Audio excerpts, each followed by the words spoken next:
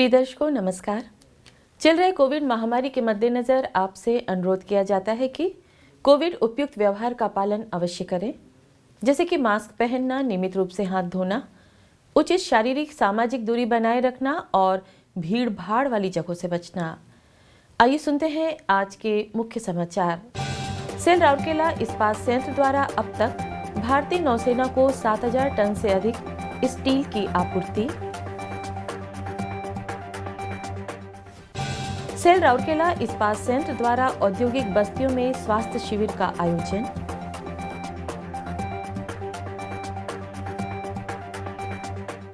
और आजादी का अमृत महोत्सव की कड़ी में आज के व्यक्तित्व हैं मनोज दास।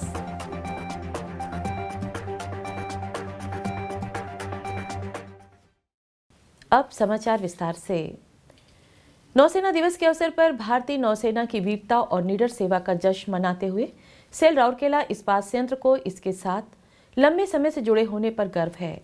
इस्पात संयंत्र ने अब तक विभिन्न नौसैनिक अनुप्रयोगों में उपयोग के लिए उच्च गुणवत्ता विनिर्देशों का पालन करते हुए 7000 टन से अधिक आवश्यकता अनुसार स्टील की आपूर्ति की है।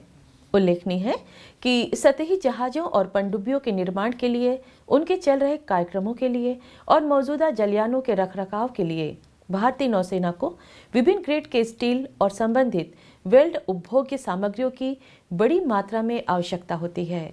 कई मामलों में काफी छोटे आवश्यक मात्रा के कारण और कुछ देशों द्वारा प्रतिबंध लगाए जाने के कारण इन स्टील और उपभोग्य सामग्रियों के आयात और खरीद में कठिनाइयां आ रही थीं। इसलिए भारत में ही इन बेहतर गुणवत्ता वाले स्टील को विकसित करने का निर्णय लिया गया। रक्षा और नौसेना ग्रेड स्टील बनाने के लिए समर्पित आरएसपी का स्पेशल प्लेट प्लांट अनुकूलित स्टील के नए ग्रेड विकसित करने की दिशा में लगातार प्रयासरत है, जो उच्च बैलिस्टिक प्रभाव को झेल सकता है। इन उच्च गुणवत्ता वाले स्टील को वर्षों के अनुसंधान, तकनीकी और प्रक्रिया संशोधनों के साथ साथ परीक्षण के कई दौरों के पश्चात विकसित किया गया है। इस्पात संयंत्र ने भारतीय नौसेना के विभिन्न प्रतिष्ठित परियोजनाओं के लिए विशेष ग्रेड उच्च तन्यता DMR 249A ग्रेड, कम कार्बन कम मिश्र धातु 249B ग्रेड और पनडुब्बी ग्रेड 249-301 AB3 स्टील की आपूर्ति की है।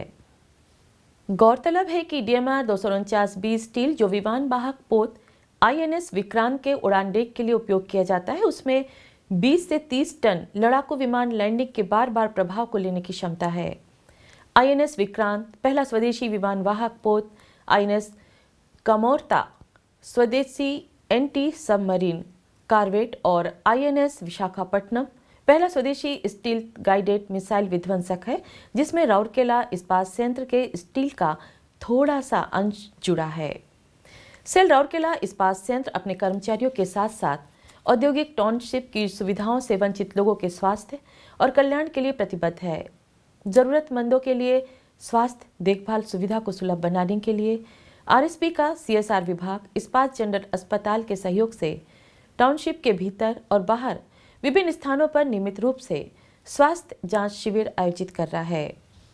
मोबाइल मेडिकल यूनिट के माध्यम से 3 दिसंबर 2021 को बैकुंठ घाट बस्ती सेक्टर 20 में क्षेत्र के निवासियों के लिए स्वास्थ्य शिविर का आयोजन किया गया। उप महाप्रबंधक CSR श्री डी प्रधान ने साइट का दौरा किया और मरीजों से बातचीत की। डॉक्टर सुश्री दीप्ति बाला नायक मेडिसिन और डॉक्टर योगेश बाल रोग विशेषज्ञ द्वारा 150 से अधिक व्यक्तियों की जांच और उपचार की गई। जैव रसायन रक्त परीक्षण भी किए गए और आवश्यक क्षेत्र में उचित एहतियाती उपाय के लिए स्वास्थ्य मुद्दों का आकलन करने हेतु रैंडम रक्त नमूना परीक्षण भी किए गए। चिकित्सकों के निर्देशानुसार मरीजों को निःशुल्क दवाएं वितरित की गई। आजादी का अमृत महोत्सव समारोह के तहत सेल राउरकेला इस्पात संयंत्र ओडिशा के कुछ प्रसिद्ध और कुछ कम जाने माने प्रतिष्ठित हस्तियों पर समाचारों की एक कड़ी प्रस्तुत कर रहा है। आज के व्यक्तित्व हैं पद्म भूषण श्री मनोज दास। श्री मनोज दास का जन्म 1934 में ओडिशा के बालासोर जिले के शंकरी नामक एक छोटे से तटीय गांव में हुआ था। मनोज दास ओडिया और अंग्रेजी दोनों साहित्य के प्रसिद्ध लेखक थे। वह एक दार्शनिक, एक विचारक, लेखक थे जिनकी रचनाओं को रोजमर्रा की परिस्थितियों में शाश्वत सत्य की खोज के रूप में परिभाषित किया जा सकता है।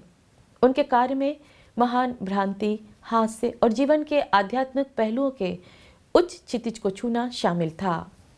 उन्हें साहित्य अकादमी पुरस्कार 1972 अंग्रेजी में, उड़िया साहित्य अकादमी पुरस्कार 1965 और 1982 सरला पुरस्कार, 1981 विशुभा पुरस्कार 1986 और साहित्य भारती पुरस्कार 1995, सरस्वती सम्मान 2000, पद्मश्री 2001 के रूप में मान्यता मिली।